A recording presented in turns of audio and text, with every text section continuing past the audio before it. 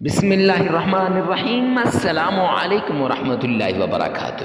معزز سامعین کرام، آج جو ہم آپ کے سامنے حاضر ہوئے ہیں، سوموار کے دن کا خاص عمل لے کر حاضر ہوئے ہیں۔ اللہ رب العزت کے اس نام کا وظیفہ کر لو، رب کعبہ کی قسم آپ کی محبت آپ کو مل جائے گی، آپ کی مشکلات دور ہو جائیں گی، آپ کی مصیبتیں ختم ہو جائیں گی، مالی پریشانی، رزق کی پریشانی، ہر طرح کی ٹینشن آپ کی دور ہو جائے گی اور ہر طرح کی پریشانی ختم ہو جائے گی۔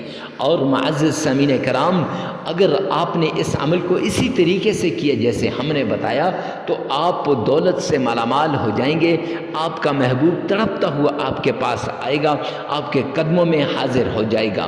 تو آئیے چلتے ہیں اس پیارے عمل کی طرف۔ تو سب سے پہلے آپ نے صدقہ کرنا ہے، صدقے سے بلائیں ٹل جاتی ہیں، مصیبتیں دور ہو جاتی ہیں، تکلیفیں ختم ہو جاتی ہیں۔ پھر آپ نے 7 بار درود پاک پڑھنا ہے۔ جو درود پاک آپ کو آسان لگتا ہے، صحیح یعنی آپ صحیح تلفظ سے اس کو ادا کر سکتے ہیں، اسی درود پاک کو پڑھیے گا۔